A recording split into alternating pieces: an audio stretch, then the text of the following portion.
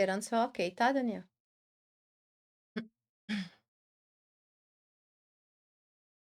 Finalmente chegou o grande dia e minhas alunas me pedem para gravar o testemunho, para deixar gravado, e eu fiquei esperando o tempo de Deus, porque falar da história da gente é uma exposição muito grande e a gente fica susceptível a julgamentos, né, a várias coisas, mas chegou o tempo porque é pra glorificar o nome do Senhor. Tudo o que aconteceu comigo, né, eu creio que hoje está dando frutos, essa ferida já virou uma cicatriz, né, e eu creio que vai edificar outras vidas. Então por isso eu decidi gravar esse testemunho.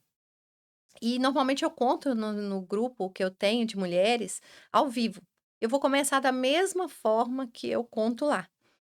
Eu começo de quando eu era pequena, de quando eu nasci, porque a história da gente não começa no casamento, começa quando a gente nasce.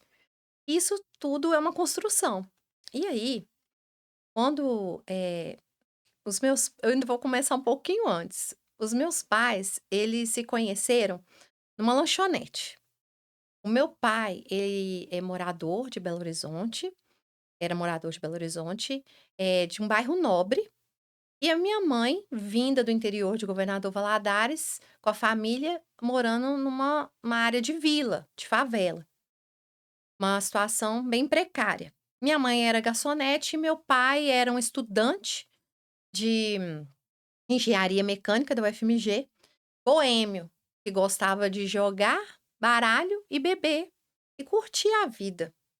E minha mãe ali, aquela garçonete bonita, né, e ele se interessou e talvez era só um flerte, um momento, mas a minha mãe viu naquele homem um homem que poderia ser o marido dela. E assim aconteceu que eles se envolveram, a minha mãe engravidou, né, eu brinco que antigamente o golpe da barriga hoje não funciona mais, viu gente, pelo amor de Deus, não façam isso. Mas minha mãe engravidou naquela expectativa ali de montar uma família com meu pai, só que a família do meu pai não aceitou. Não aceitou e meu pai, estudante, não aceitou e minha mãe foi criar meu irmão sozinha lá na vila com a família dela, passando muito aperto, mas eles continuaram a se encontrar, porque eu acho que meu pai, de certa forma, sabia que ele tinha uma responsabilidade. E minha mãe engravida novamente. Por fim, meu pai larga a faculdade para poder trabalhar e sustentar a família e vai morar com a minha mãe, com meus 2 irmãos. E com isso que eles estão morando juntos, talvez eu possa errar em alguma coisa, mas é a história que eu recebi, né. E aí, quando eles morando junto, começaram a construir a vida, minha mãe muito apaixonada com meu pai, meus irmãos já adolescentes, eles estavam estáveis na vida, já conseguiram construir ter uma casa própria, já não moravam mais de aluguel. Meu pai finalmente vira para minha mãe e fala assim: "Eu quero ter uma menina, para fazer companhia para nós quando a gente ficar velho", porque os meninos já eram adolescentes. E minha mãe deve ter se sentido muito honrada de meu pai, que ela amava tanto, pedir para ela um filho, porque até então ela deu 2 filhos para ele sem ele pedir. E aí minha mãe engravidou, ele queria uma menina, e eu vim, e eles ficaram muito felizes com a minha chegada.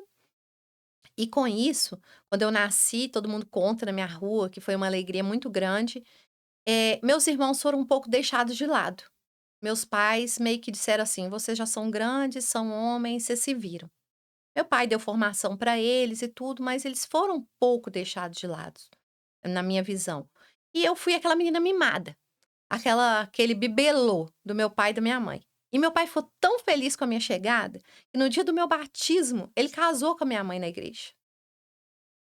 Então ele oficializou a união com a minha mãe. Então, certamente minha mãe deve ter ficado muito feliz com aquilo. E aí, eu vim crescendo e sempre eles fazendo as minhas vontades. Meu pai tinha uma saúde muito debilitada, minha mãe e meu pai brigavam muito, mas, viviam juntos, né. Minha mãe acho que meu pai fazia algumas coisas de errado, que eu como criança não conseguia entender exatamente, mas eles brigavam muito e eu já comecei a orar desde criança, eu já sentia no meu coração uma vontade de buscar a Deus. E eu já orava do meu jeito, eu ia para a igreja com os vizinhos, com os amigos, com as pessoas, mas meu pai e minha mãe não tinham religião. Eles não iam em nada. Minha mãe ia na igreja católica dia de festa, casamento, que seja, mas eles não tinham religião. Então na minha casa não tinha o hábito de ter oração, né, meu pai fazia umas orações lá do jeito dele, minha mãe acendia umas velas no quintal, da forma deles, eles buscavam a Deus, então eu não tive referências nisso. Meus irmãos se casaram cedo, saíram de casa cedo, meu irmão do mais novo casou, eu tinha 9 anos, e o outro em seguida foi prestar exército fora daqui, então eu fiquei eu, meu pai e minha mãe como se eu fosse filha única. E aí, já dando um avanço no tempo aí, no meio daquelas brigas do meu pai e da minha mãe, eu eu comecei a ter experiências com o Senhor. Eu tive minha primeira experiência no se com o Senhor num dia que a minha mãe, que não tinha vícios realmente, mas se ela bebesse um copo de cerveja, ela ficava transtornada. E meu pai tinha o hábito de beber cerveja sempre, mas não embriagava. Não sei como é que ele conseguia fazer isso, mas a minha mãe, se ela tomasse meio copo de cerveja, ela ficava bêbada e se transformava, não era ela. E um dia que eu cheguei da escola, mais ou menos uns 9 anos, ela estava esfaqueando o próprio braço dela na sala e eu disse: "Mãe, para com isso", e chorei, por fim ela foi para o quarto e falou que ia se matar com a faca. E eu sozinha em casa.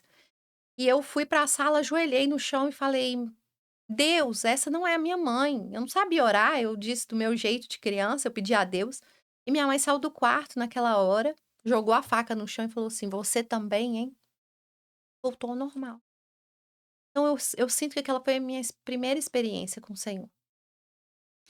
E aí, quando eu fiz 15 anos, minha mãe fez uma mega festa para mim.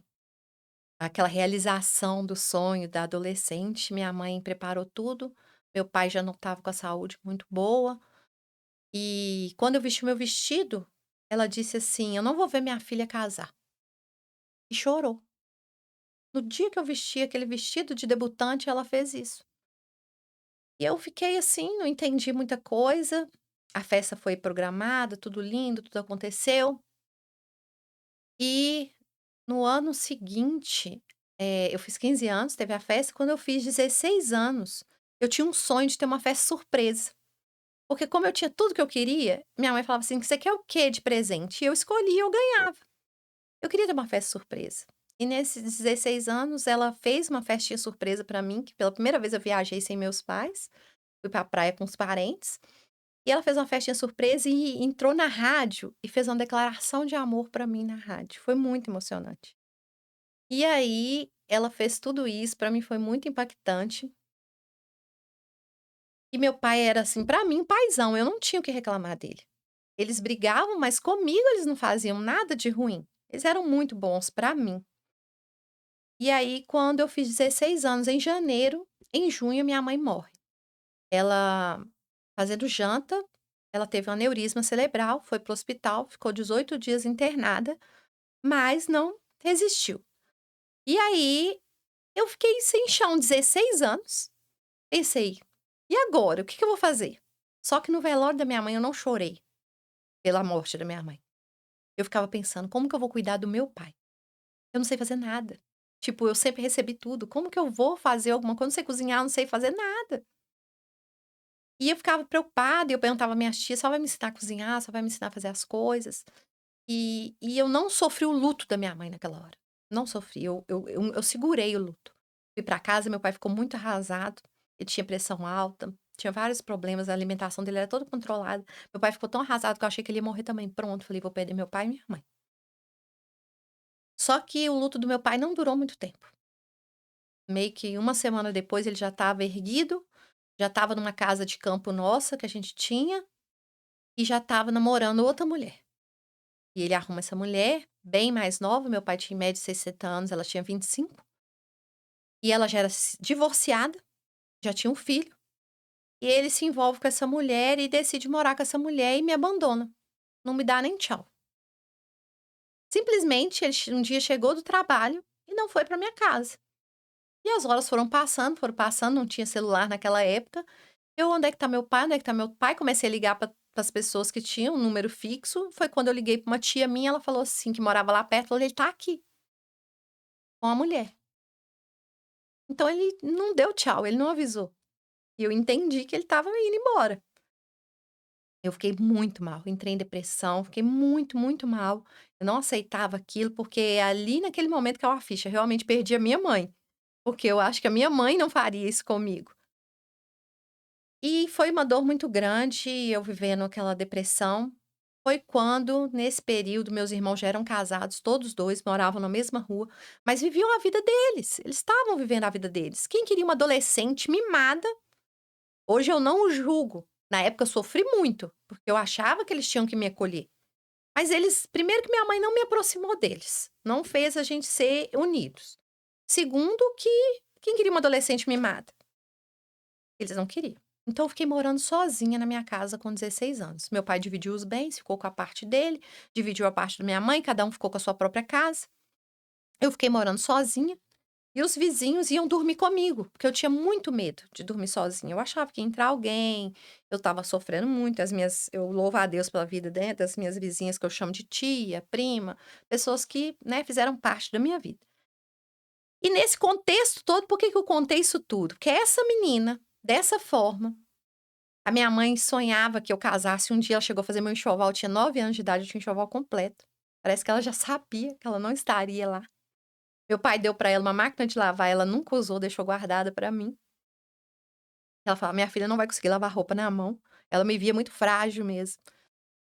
E eu tive que ser forte, de repente. E morando sozinha naquela casa, nesse contexto, com 16 anos, eu fazendo ensino médio, meu pai não me deu pensão, me emancipou na justiça pra não me dar pensão, me colocou como maior de idade, como 21 anos. Todo mundo assinou consentindo, meus irmãos assinaram, ele me colocou como maior de idade, e eu não tive direito à pensão.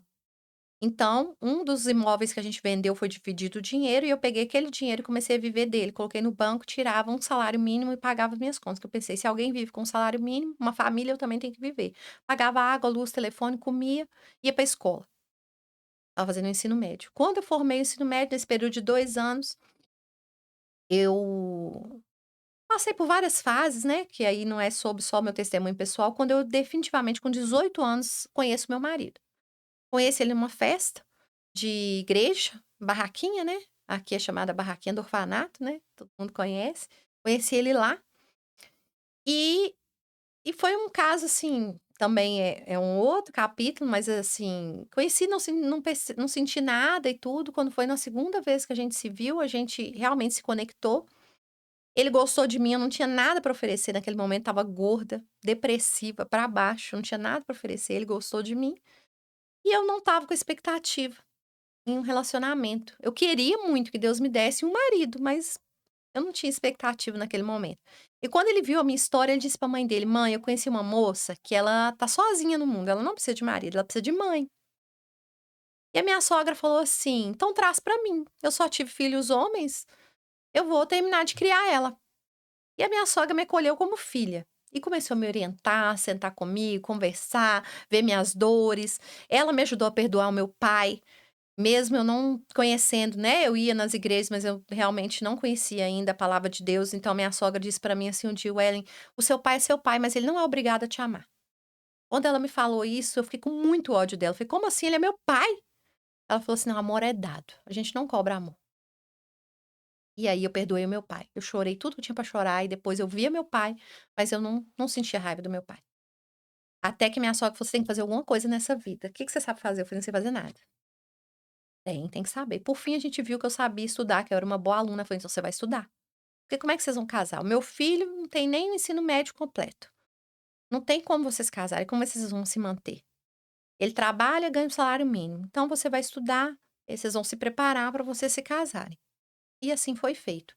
Eu fui prestar vestibular, passei em Viçosa, fui para a Universidade Federal de Viçosa. Ele me levou para lá e falou: "Você vai ficar aqui". Eu não queria ficar, estava com medo, porque a minha base de segurança, que era minha sogra e eles estavam aqui, e eu fui morar em outra cidade. Então, quer dizer, mais do que ficar sem pai, sem mãe, eu ainda estava num lugar que eu não conhecia ninguém. Eu fui para lá, aluguei minha casa para poder me manter lá. 5 anos muito difíceis, em que eu sofri muito. Meu pai morreu nesse período. Ele chegou a ter um filho com essa mulher.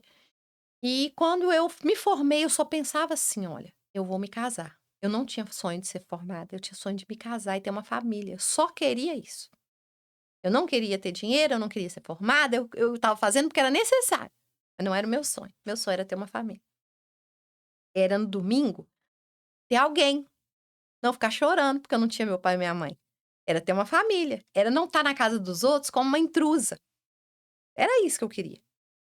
E aí, quando finalmente eu me formei, em janeiro, em junho eu me casei. Nós namoramos 7 anos. Ele ia pra lá, eu vinha pra cá, e ele sempre foi muito bom pra mim, só que ele tinha problemas que eu não visualizava. Ele era muito fechado, mas eu achava que isso era normal. "Não, tudo bem, ele é fechado, ele não gostava de festa, não gostava de ir em lugar nenhum. Ah, não, mas tá tudo bem". Ele foi abandonado pelo pai, tinha muitos traumas, foi criado pelo padrasto, mas pra mim eu não via nada daquilo, ele é meu marido. E aí, quando a gente, casou, tudo muito lindo, assim, simples, mas Deus me deu tudo que eu precisava. Não tive festa, porque eu mesma já trabalhando, que eu formei numa semana, na outra eu já estava trabalhando, graças a Deus. E banquei meu casamento, né, e tudo. A casa dos meus pais ficou pra mim, mas eu decidi não ir pra lá, inicialmente, porque ela me trazia muitas lembranças. Então eu fui morar no quintal da minha sogra, e meu sogro era pedreiro, e ele fez uma reforma, tipo lar doce lar, pra eu tirar aquelas lembranças, modificar tudo. E assim eu fiz. E nesse período eu pensei: "Então família é pai, mãe e filho, eu vou fazer o quê? Vou engravidar, porque eu já sou formada, eu já tenho 25 anos, tem casa pra morar.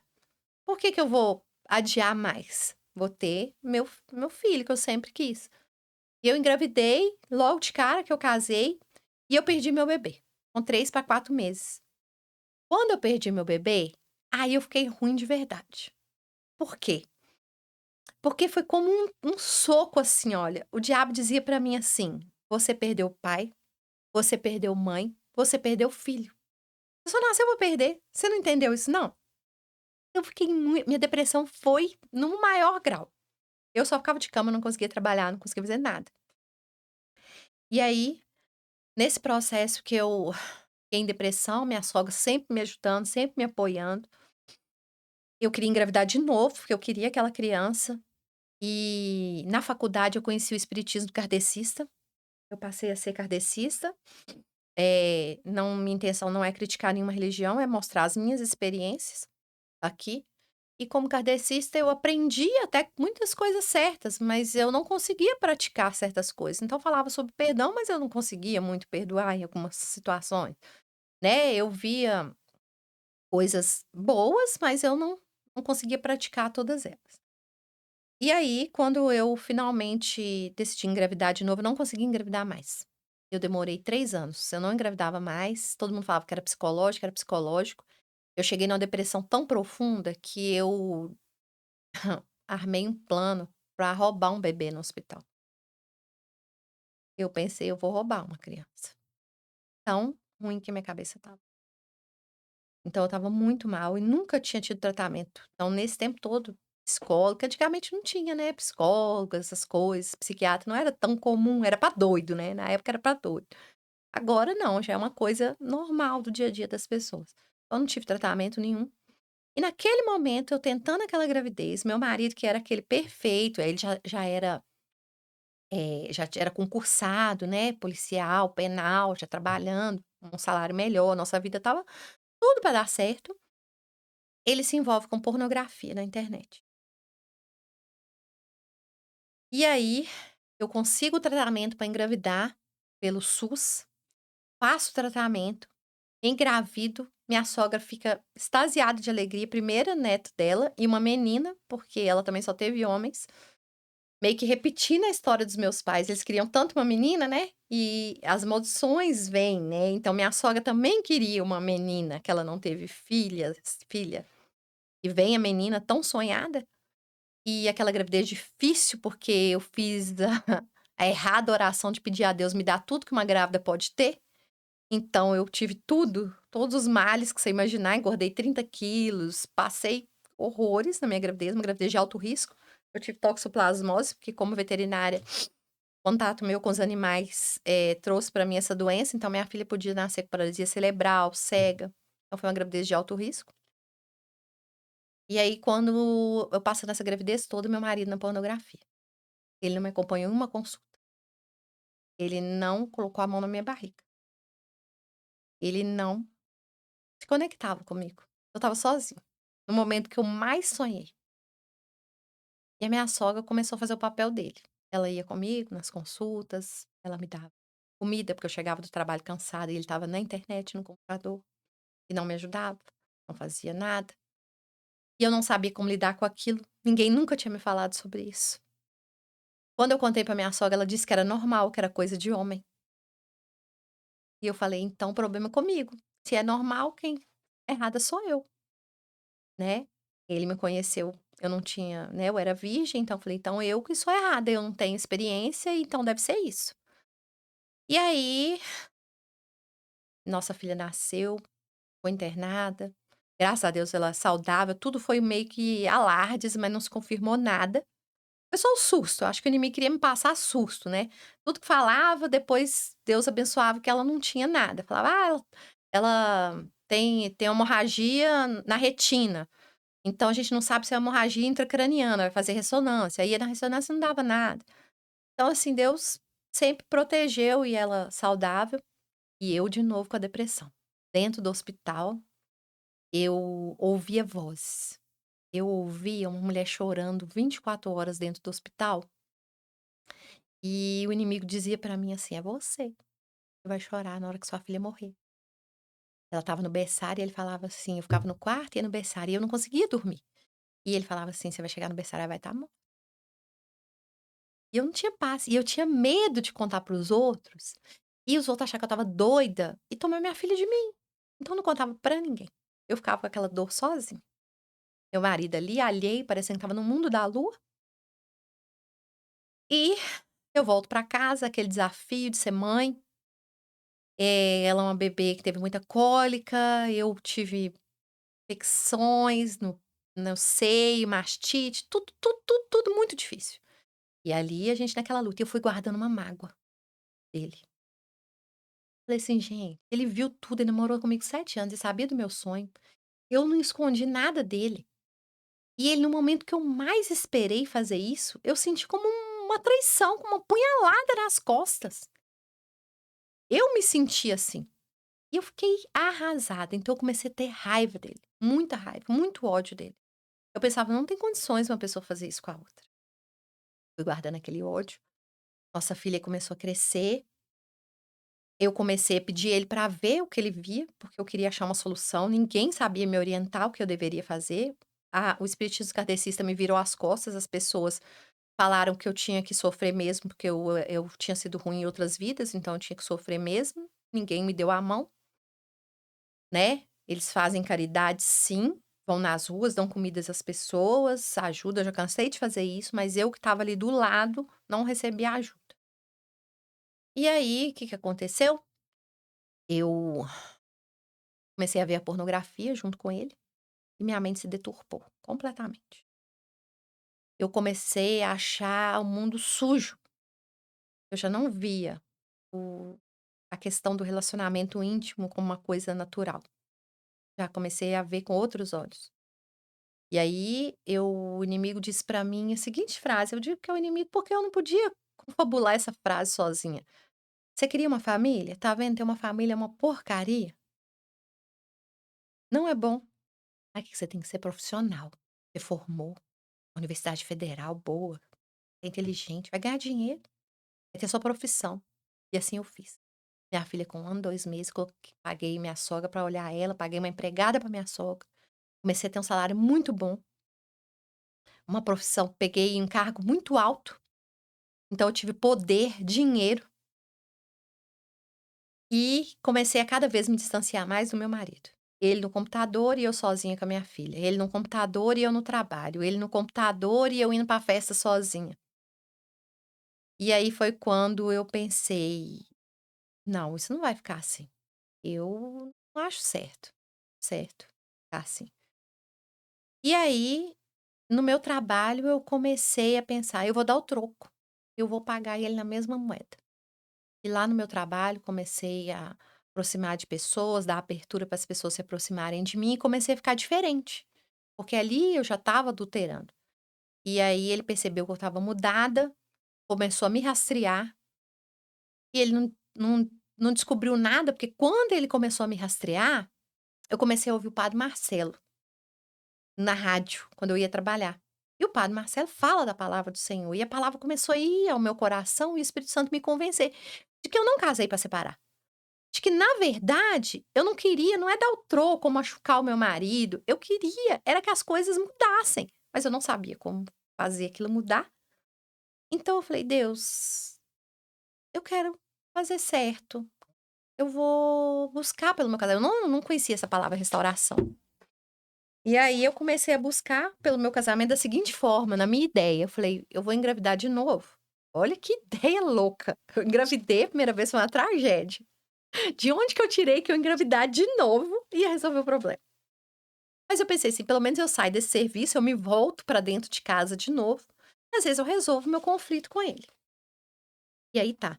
Quando isso realmente aconteceu, que eu já não queria mais proximidade com ninguém, eu falei: "Não, eu vou andar minha vida correta", minhas amigas começaram a me chamar, aí as más influências: "Vamos passear, você tem que sair, seu marido é ruim demais pra você, tem que curtir a vida, uma mulher bonita, nova, tem que sair".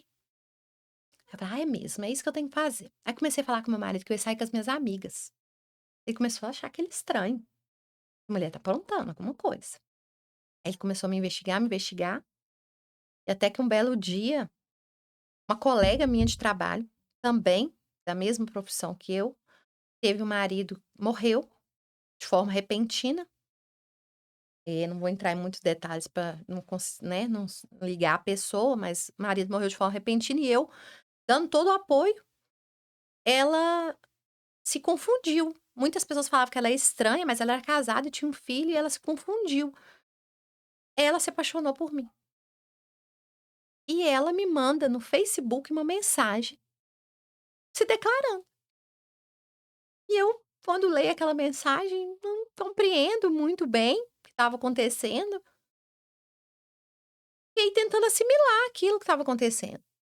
E aí, meu marido pega aquela mensagem e achou que nós 2 tínhamos um caso. Mas não tô falando que eu não faria, porque eu não sei, eu estava com a cabeça muito virada. Mas não aconteceu. Mas ele pegou antes, e aí ele surtou, quebrou a casa toda, quebrou tudo, falou que saiu de casa, que ia me matar, a confusão toda, e eu pensei: "Ah, agora bom, deu bom, porque agora eu não tinha coragem de terminar, é bom que acaba isso logo, não tem jeito, não é pra ser. Isso acaba logo, cada um segue seu caminho, sua vida". Só que não, ele não estava decidido a fazer isso. Ele caiu a ficha que ele me amava e que ele ia me perder. Então, ele ficou enlouquecido. Ele, além de se sentir traído, ele não pensava que ele errou comigo, ele não lembrava de nada que ele fez. Eu era a má, eu estava errada, e ele estava machucado, ferido, me queria, mas queria me ferir de volta. Então ele começou a perturbar a minha vida. Ele começou a ir atrás de mim, aí eu fiz boletim de ocorrência. Ele não me batia, mas ele me ameaçava, então eu fiz boletim de ocorrência de Maria da Penha, pedi medida protetiva. Eu não quero ele perto de mim, e ele saiu de casa, e aquela loucura. E aí todo mundo contra mim, e acabou, e minha sogra já não era mais minha amiga, porque é lógico que ela ia ficar do lado do filho dela, e eu fiquei sozinha ali com a minha filha, e sofrendo, e sofrendo. Esse negócio ficou muito tumultuado até que alguns meses depois, depois de muita briga, muita confusão, ele chegou a ficar de cama. A mãe dele foi para o interior, não aguentava mais as nossas confusões, falou: "Vocês que se virem, eu não aguento mais, eu tô velha, eu não aguento mais". E ele chegou a ficar de cama, ao invés de brigar, ele se abateu. Ele ficou sem comer, sem beber, ficou depressivo. E eu fiquei sabendo, e eu fiquei com misericórdia. Tocou misericórdia no meu coração. Eu falei: "Poxa, mas a pessoa que eu casei tá dessa forma", porque enquanto ele estava brigando, eu estava com raiva. Mas quando ele decaiu, eu tive pena, não pena de dó, misericórdia mesmo. Eu não queria ver ele assim. Queria que ele seguisse a vida dele, mas ele não seguia. Aí eu fui, fiz uma visita pra ele e fiz uma proposta. Se a gente tentasse mais uma vez. Mas é agora a minha estratégia, eu pensei: "A gente volta a ficar junto pra eu provar para ele, por A mais B, que eu não estou largando ele, não é por causa de ninguém, porque eu não tenho ninguém. É porque nós 2 não damos certo, é porque ele me feriu muito e eu não consigo perdoar. Então eu vou provar pra ele que a gente não dá certo". Assim nós fizemos, nossa vida era um inferno, ele voltou pra casa, nossa vida era um inferno. Aí por fim, um belo dia eu falei assim: "Vamos buscar ajuda? Seja onde você quiser, você me leva onde você quiser. Na igreja católica, no espiritismo, na umbanda, no candomblé, na igreja evangélica, onde você quiser. Você me leva que eu preciso de ajuda". Eu não conseguia mais lutar sozinha. E aí ele me levou na igreja evangélica, ele não era nada, a mãe dele se dizia católica, se dizia espírita, mas ele não tinha religião. E ele me levou na igreja evangélica, não sei por que ele me levou lá.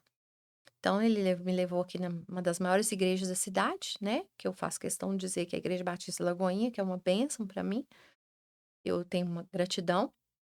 E ele me levou lá, era um culto de sábado à noite, tudo muito lindo, achei tudo muito lindo, mas eu achei que não era pra mim, porque eu era espírita, eu era boazinha. Eu achava que era uma pessoa boa, e ele que era ruim. Eu achei o culto muito lindo, maravilhoso, Jesus, eu já conhecia Jesus, nós somos amigos, já sou de Jesus, e e achava que ele precisava de Jesus. Então eu não me entregava. Começamos a ir nos cultos, até que um belo dia a coisa foi ficando tão ruim, que eu decidi aceitar Jesus na minha vida. Quando eu decidi aceitar Jesus, eu meio que forcei ele, levantei a mão dele também, não sei se a gente faz isso com os outros, mas eu fiz isso. E nós fomos, aceitamos Jesus 5 vezes. Eu não sabia que era uma vez só que ia. Ninguém me explicou. Então toda vez que falava assim: "Você aceita Jesus?", eu falava: "Aceito, claro que eu aceito". E aí, toda vez que eu ia lá na frente, eles pegavam os dados para entrar em contato, só que ninguém entrava em contato comigo e nada acontecia. Então quando foi na quinta vez que eu fui lá, quando foram pegar meus dados, eu fui grossa. Eu falei assim: "Eu não vou passar os meus dados, sabe por quê? Porque vocês não podem me ajudar. O único que pode me ajudar é esse que vocês estão falando aí, é Jesus. Então eu vou vir aqui para ver se ele me enxerga, que eu não aguento mais minha vida". E aí nesse dia um casal viu a gente e saiu correndo atrás da gente na igreja. E a gente indo embora, eles correndo atrás da gente, esse povo crente é doido mesmo. E aí eles chegaram perto de nós e falaram assim: "Aqui, nós queremos conhecer vocês e tudo". Aí eu rasguei o verbo, e o homem odeia que a gente rasga o verbo. Eu falei assim: "Meu problema é no casamento". Ele já me olhou assim, me fulminando.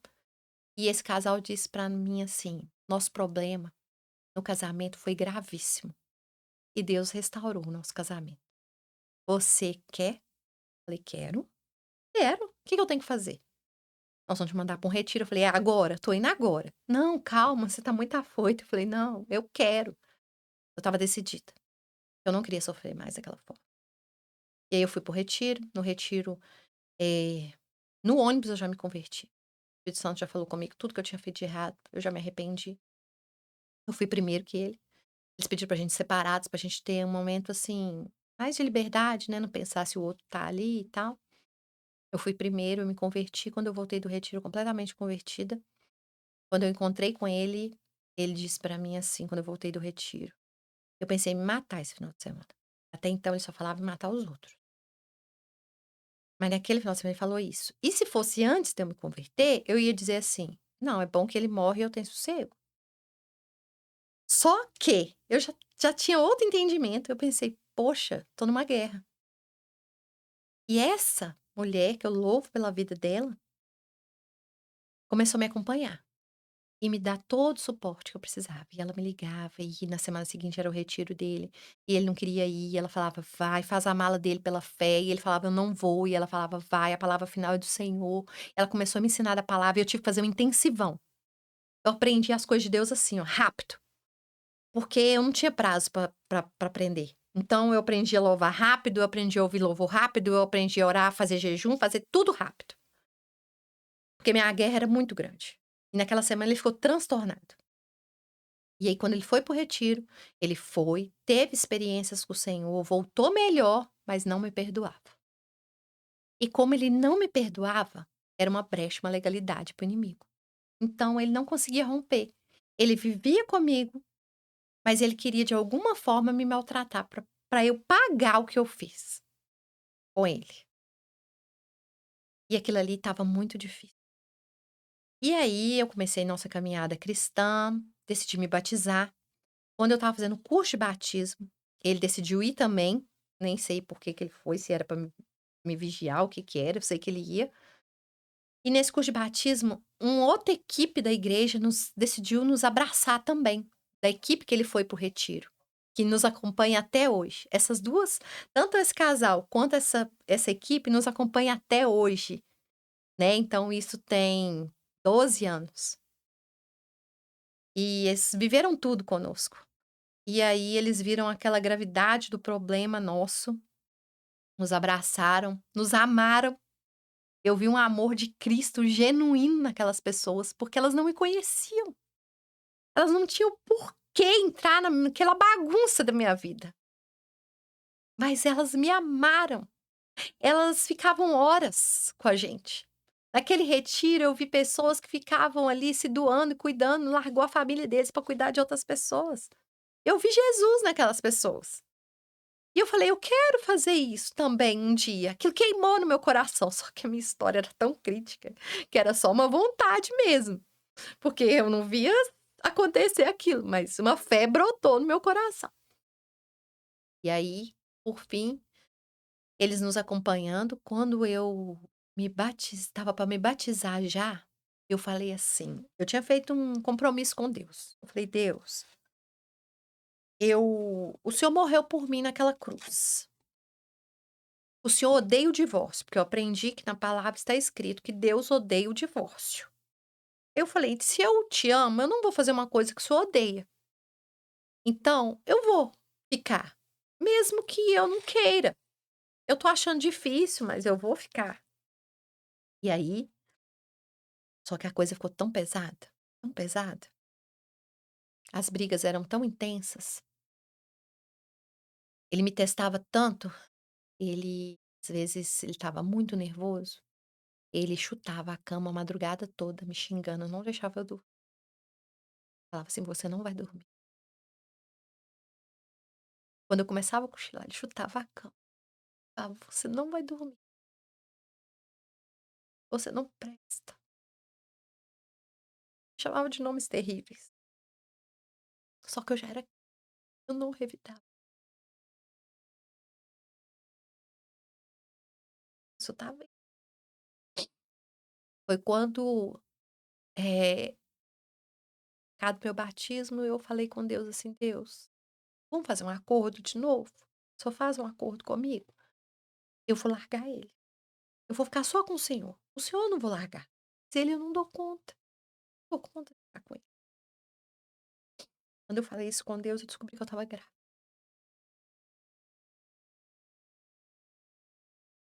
e aí eu fiquei arrasada, que eu pensei: "Meu Deus, agora o senhor errou".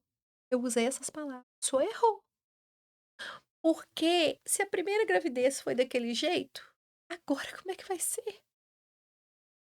Eu pensei em me matar. Até então, eu não falei em me matar. Perdi pai, perdi mãe, fiz tudo isso, nunca tinha pensado em me matar. Eu vou me matar porque se eu abortar, eu vou ficar com esse peso. Então morre eu e o bebê. Ele fica aí, descuida. Quando eu pensei em me matar, essa moça que me acompanhava, ela me levou para um ministério da igreja que chama ANGE. Apoio a mulheres numa gravidez indesejada. A gente acha que às vezes gravidez indesejada é uma mulher que foi estuprada ou alguma coisa assim. Não, desejada pode ser por vários motivos. Eu não me achava preparada para ser mãe naquele momento, um casamento daquele jeito. Eles começaram a me acompanhar, que ministério lindo! E me acompanhavam toda semana, eu tinha atendimento, eu tinha oração, eu tinha aconselhamento. E aí quando eu fiz 3 meses de gravidez, meu marido um dia estava muito nervoso, ele tinha altos e baixos, ele oscilava. Eu achava até que era uma bipolaridade. E aí ele falou assim comigo na casa da mãe dele, me xingando e falou assim, a mãe dele falou assim: "Respeita a sua esposa, ela tá grávida". Ele falou assim: "Por mim que morre ela e essa praga que tá na barriga dela". Quando ele falou aquilo, eu fiquei muito arrasada e eu corri pra igreja. Elas me acolheram, me abraçaram, cuidaram de mim. E eu não aceitava a gravidez. Então, meu filho foi crescendo, era um menino. Eu pensava que se tivesse de ter um filho, eu queria um menino, porque até a outra experiência, para ele também ter um amigo, um companheiro. E Deus me concedeu, só que eu não ficava feliz. Meu filho era perfeito e eu não ficava feliz. Ele mexia, eu ficava nervosa. E eu tive aquela gravidez de e aí, como ele lançou uma palavra de maldição pra mim, e aí eu já era batizada, eu batizei grávida, e ele batizou também. Só que ele lançou uma palavra de maldição já conhecendo a palavra. E aí, com 7 meses de gravidez, eu tive uma taquiarritmia supraventricular. Fui parar no CTI do Hospital das Clínicas, entre a vida e a morte. Ou morria eu ou o bebê.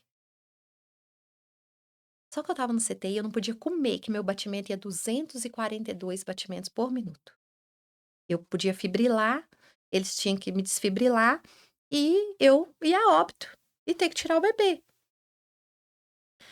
Ou me desfibrilar e o bebê, sei lá, se recebe do choque também, e sei lá. Eu sei que o caso era crítico, os médicos todos ao meu redor, eu no CTI, não podia levantar para comer, banho de leito, porque o fato de eu mastigar, meu coração acelerava.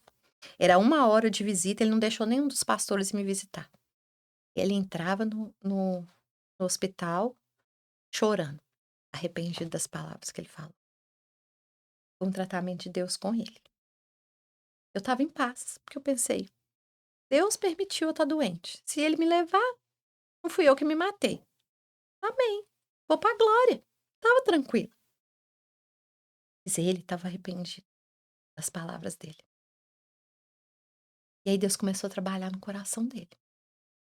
E aí, nosso bebê nasce, eu estabilizo o coração, nosso filho nasce, ele ficou apaixonado com o nosso filho de cara. Nasceu a minha cara, e eu falei: "Deus, que menino feio".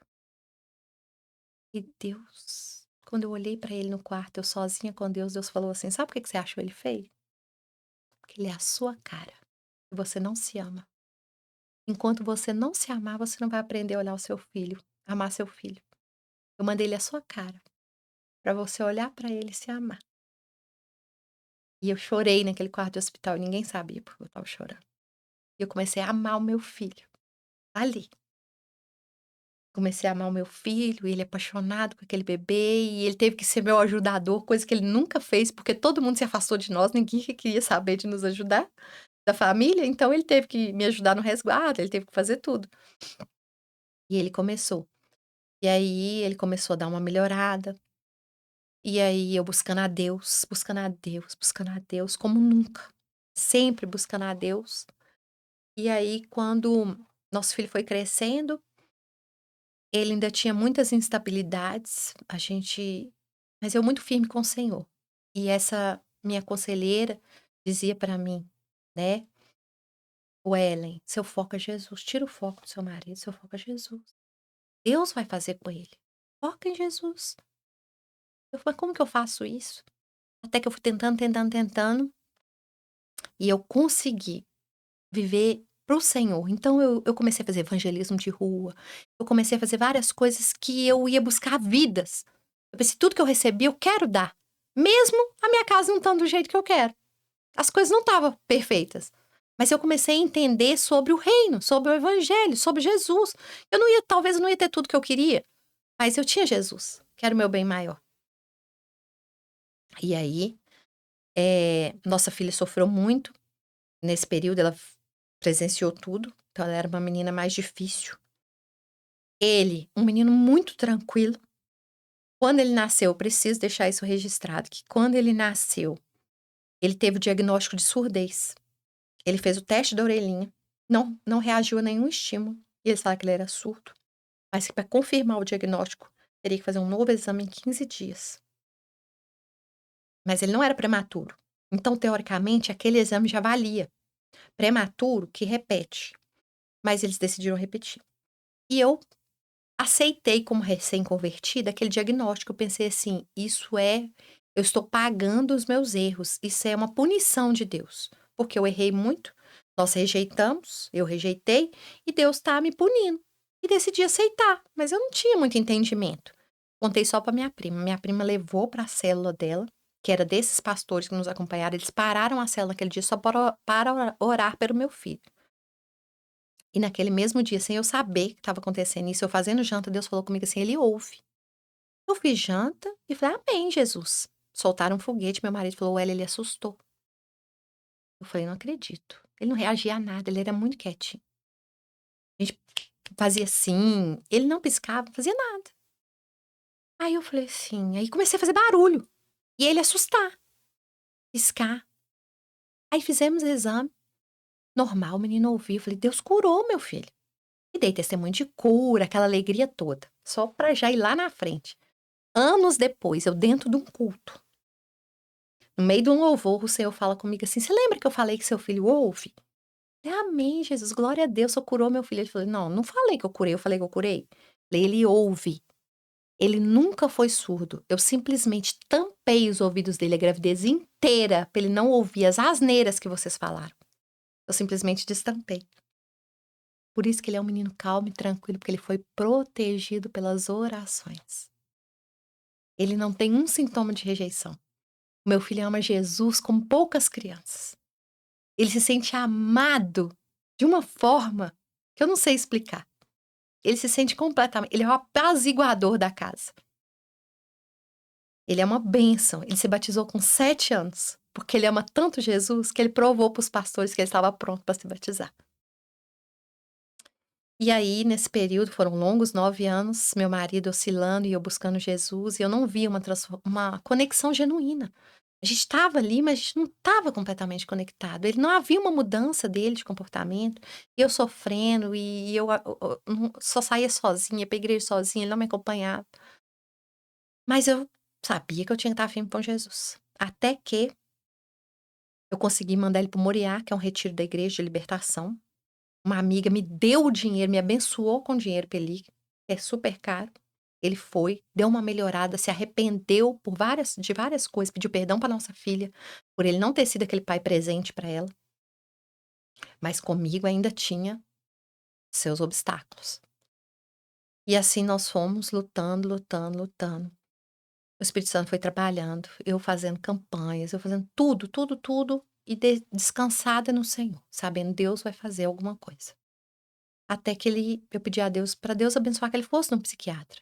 Essas pessoas que trabalham na área de penitenciária, é muito pesado espiritualmente e também psicologicamente.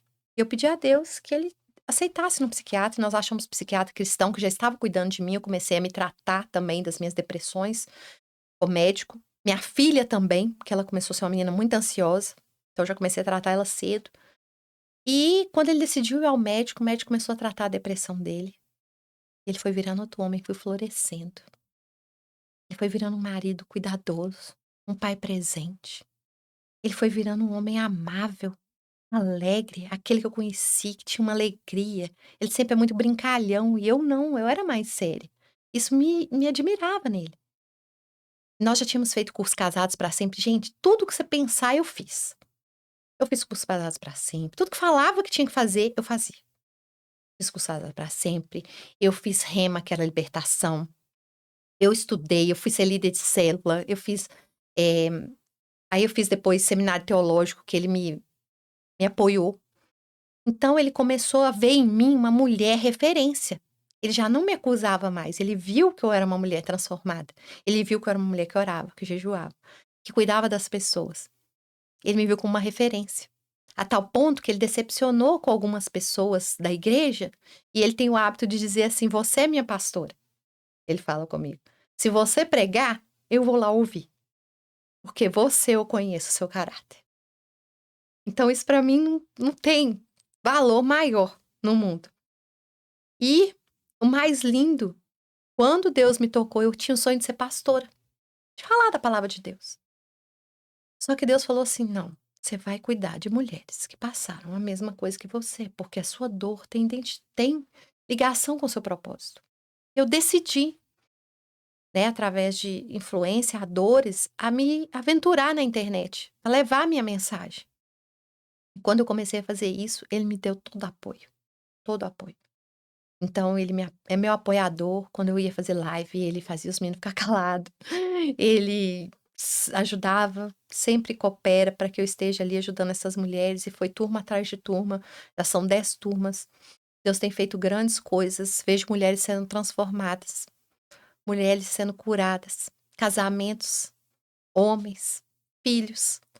Isso é maravilhoso. Eu não tenho como dizer, né, não consigo contar tudo. Eu era uma mulher muito difícil, Deus me moldou, meu marido hoje vê Jesus em mim. Eu sou falha, eu erro, mas ele tem essa alegria hoje. E ele é um homem hoje curado. Ele já ouviu esse testemunho, eu fui chamada para dar esse testemunho num encontro de casais, e ele nunca tinha ouvido isso tudo da minha boca. E ele sentou na primeira fila me filmando, e ele chorou o testemunho inteiro. Ele ouviu tudo, eu não acharia que ele teria maturidade para ouvir. Isso me provou que ele realmente está curado. Então, assim, a nossa vida, nosso casamento, a nossa família é um milagre. É um milagre, porque aos olhos humanos não tinha jeito. Nós ouvimos da boca de pastores que nós não tínhamos jeito. Mas teve gente que acreditou. Gente, e Jesus nunca desistiu de nós. Então, definitivamente eu deixei esse testemunho agora gravado. Eu sei que tem mais coisas que eu sempre conto para as meninas, mas que seja para glorificar o nome do Senhor em tudo que eu passei, em todos os erros, todas as dores, todas as dificuldades. E só para finalizar, eu sempre conto para elas que dentro desse testemunho tem um pequeno testemunho que chama-se o testemunho do suco de laranja. O testemunho do suco de laranja, ele é assim. Uma pastora que estava me acompanhando, ela dizia para mim assim: "Wellen, você tem que amar o seu marido e você tem que fazer para ele como para o Senhor.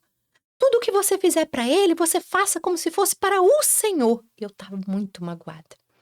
Eu pensava assim: "Essa pastora é doida, ela não sabe o que eu tô passando na minha casa". E aí, eu muito nervosa, mas ela estava me puxando a orelha. Aí um belo dia eu estava fazendo almoço, estava fazendo um suco de laranja.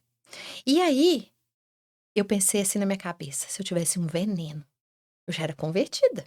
Eu pensei: se eu colocava nesse suco, tanta raiva que eu estava.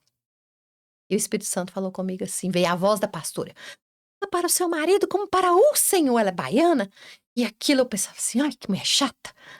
E aí, naquela hora, o Espírito Santo mesmo falou comigo assim: "Se fosse para mim, como você faria esse suco?".